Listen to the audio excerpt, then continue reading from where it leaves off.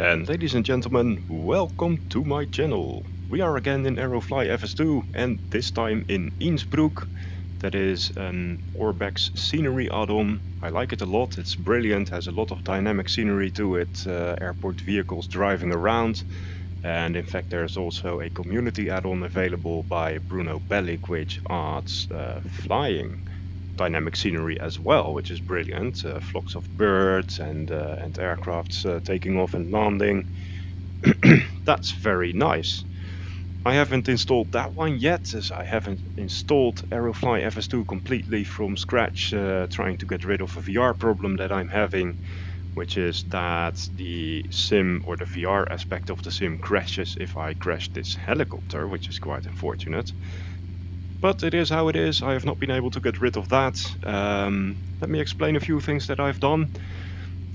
For starters, on a different note, the viewpoint in the R22 is a little bit low and a little bit aft to my liking. So if I move to the co-pilot position, you will see that I'm just a little bit low and further to the back. What I've done is I have installed voice attack and I have created a preset to take care of that. So if I say set view,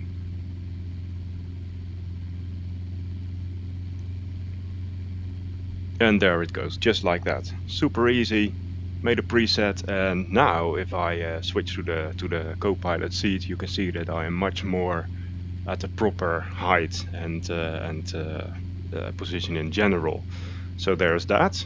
Also, I discovered there is cyclic trim available. Now, I'm sure that wasn't available from the beginning, but now if you use your aileron and elevator controls, you can trim the cyclic. So what I've done is I've created a sort of a start command for the R22, which sets the trim to a nice neutral position for hovering. So let me say set trim, and there it went. So just like that, now if I take off, the helicopter is in a very nice neutral setting and will maintain its hover almost just like that. It's brilliant. So of course you still have to work your pedals and provide the micro adjustments required, but having a floor mounted extended cyclic makes life very, very easy in that respect. So besides that, what I've done is I got a modification, a hardware modification for my throttle module, which is the Thrustmaster TWCS throttle module. And that is both an affordable and a pretty nice module, except that its main function isn't very smooth. The slider isn't overly smooth. So if you want to provide micro adjustments, it's just gonna jump positions with 2 large increments. And I was looking for a solution and I found one. So there is a user called CoreHawk 3D which sells an impulse slider.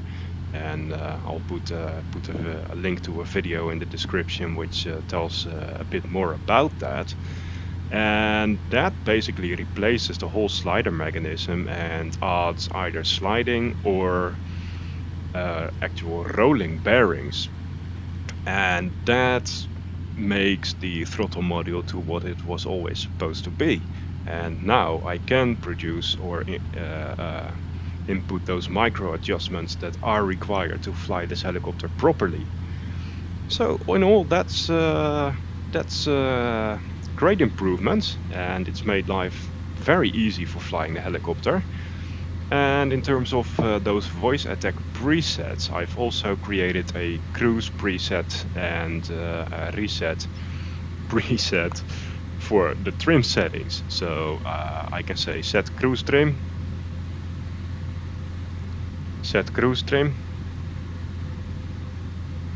and now the trim will move forward.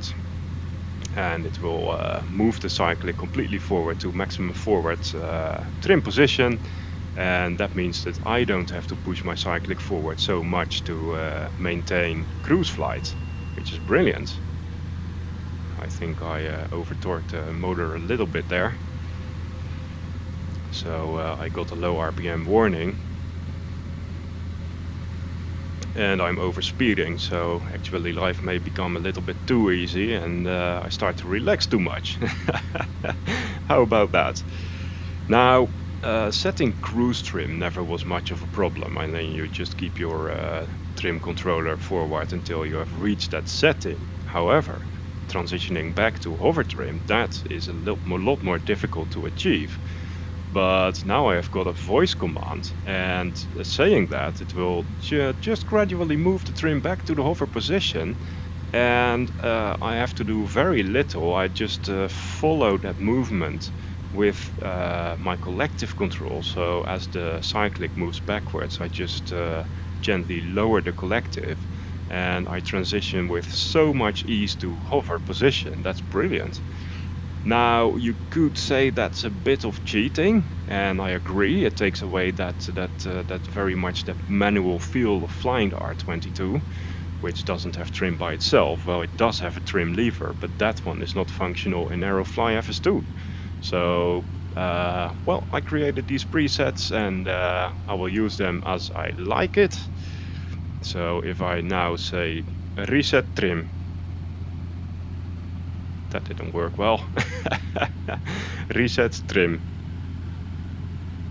Still not responding. These voice commands are still a little bit difficult to reach, if you will. Reset trim. There it goes now. That's better.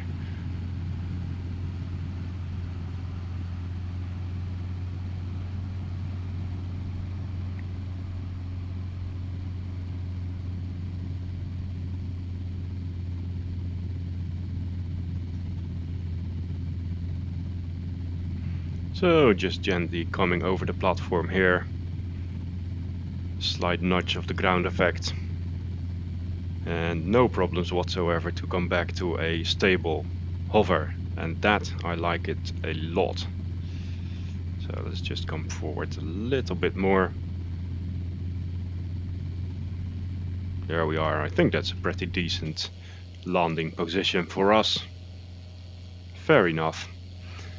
So that's the trim settings, voice attack, and modifications to my flight controls.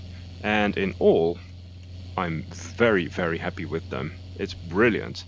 It was a little bit of a pain to get voice attack going with the speech recognition. I had to adjust the interface language of my Windows, etc. But once I got it going, it's absolutely lovely. So there's that, ladies and gentlemen. Thank you for watching, and see you another day. Cheers.